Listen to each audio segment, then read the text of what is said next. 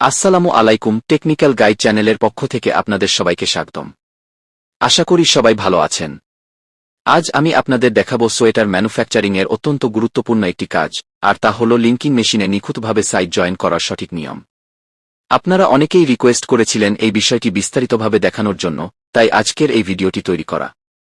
সোয়েটারের finishing এবং measurement ঠিক রাখার জন্য সাইড জয়েন কতটা সতর্কতার সাথে করতে হয় তা আপনারা এই ভিডিওটি দেখলে খুব সহজেই বুঝতে পারবেন। আমি এখানে প্রতিটি স্টেপ প্র্যাকটিক্যালি করে দেখাচ্ছি যাতে নতুন যারা কাজ শিখছেন তারা যেন কোনো ভুল ছাড়াই এই সাইড জয়েনিং শিখতে পারেন।